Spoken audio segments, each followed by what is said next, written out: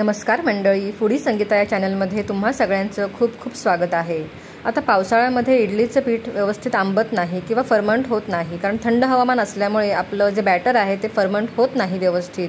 तर आजच्याच व्हिडिओमध्ये आपण काही खास ट्रिक वापरून हे जे पीठ आहे इडलीचं ते छान फर्मंट कसं होतं ते आज पाहणार आहोत। तर व्हिडिओ शेवटपर्यंत नक्की पहा, व्हिडिओला लाईक करा, कमेंट करा आणि आपल्या चॅनलवर जर तुम्ही नवीन असाल तर चॅनलला नक्की सबस्क्राईब करा।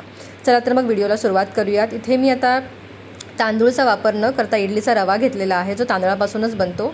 तर इथे प्रमाण बघूयात। इथे मी 2 वाटी इडली रवा घेतलेला आहे आणि तो स्वच्छ धुवून आपल्याला घ्यायचा आहे आणि सगळं पाणी त्याचं काढून मी पुन्हा त्याच्यामध्ये पाणी टाकून आपल्याला हे भिजत ठेवायचं आहे। त्यानंतर 2 वाटी इडलीच्या रव्यासाठी मी इथे 1 वाटीभर उडदाची डाळ घेतलेली आहे, ती सुद्धा आपल्याला 3 ते 4 पाण्याने स्वच्छ धुवून आता 7 तासानंतर आपल्याला हे मिक्सरमध्ये फिरवून घ्यायचं आहे। साधारण जाडसर आपल्याला हे दोन्ही मिश्रण वेगवेगळं वाटून घ्यायचं आहे। इथे मी इडलीचा रवा सगळ्यात अगोदर वाटून घेते।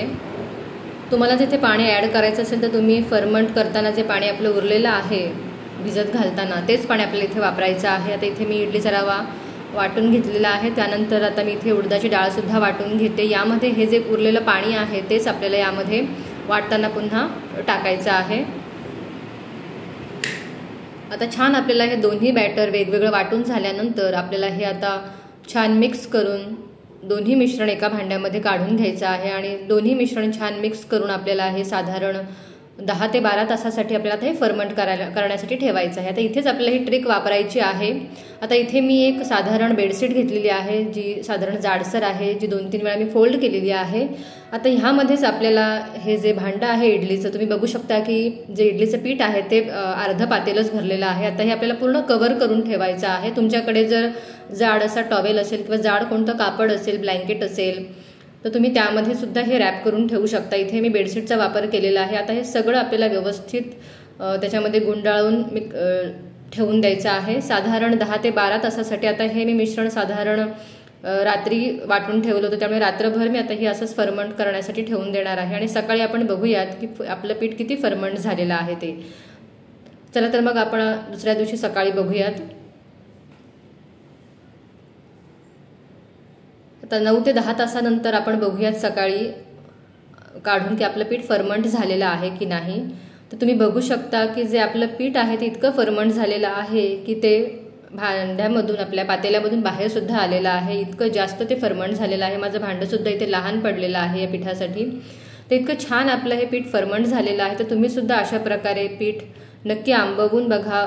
तर तुम्ही सुद्धा ही खास ट्रिक वापरून अशा प्रकारे घरच्या घरी पीठ छान आंबवू शकता। अगदी पावसाळा असू दे किंवा हिवाळा असू दे, कोणत्याही थंड वातावरणामध्ये तुम्ही सहज प्रकारे अशा पद्धतीने म्हणजे ही खास ट्रिक वापरून पीठ तुम्ही छान आंबवू शकता। आणि ह्या पिठाच्या जर तुम्ही इडल्या बनवल्या तर त्या इतक्या मऊसूत आणि सॉफ्ट होतात, इतक्या सॉफ्ट त्या बनतात। तर ह्यापासून तुम्ही इडली बनवू शकता किंवा अप्पम बनवू शकता, अप्पे बनवू शकता, अनेक प्रकारचे जे डोसे बनवू शकता। इतके छान आपले बनतात कारण आपलं बॅटर इतकं छान फर्मंट झालेलं आहे। आता आपण लगेचच त्याच्या इडल्या बनवून घेणार आहोत। यामध्ये मी चवीप्रमाणे थोडंसं मीठ टाकलेलं आहे आणि पुन्हा थोडंसं फेटून घेतलेलं आहे। आता फक्त 10 मिनिटासाठी मी हे वाफवून घेणार आहे आणि 10 मिनिटातच आपल्या अगदी जाळीदार मऊसूत अगदी कापसासारख्या मऊ अशा आपल्या इडल्या बनवून तयार होणार आहे। तुम्ही बघू शकता की आपली इडली किती सॉफ्ट बनलेली आहे। तर तुम्ही सुद्धा ही खास ट्रिक वापरून घरच्या घरी अगदी कोणत्याही ऋतूमध्ये, अगदी 365 दिवसापैकी उन्हाळा हिवाळा असू दे किंवा पावसाळा असू दे, कुठल्याही ऋतूमध्ये तुम्ही अशा प्रकारे इडलीचं पीठ घरीच आंबवू शकता। त्याच्यामध्ये कोणत्याही प्रकारचा सोडा किंवा इनो किंवा काही टाकायची गरज नाही। अगदी नॅचरल पद्धतीने नैसर्गिकरित्या आपण हे इडलीचं पीठ छान प्रकारे असं आंबवून घेऊ शकतो, फर्मंट करून घेऊ शकतो। तर तुम्ही सुद्धा अशा प्रकारे ट्रिक घरी नक्की वापरा आणि त्याच्या इडल्या नक्की बनवा।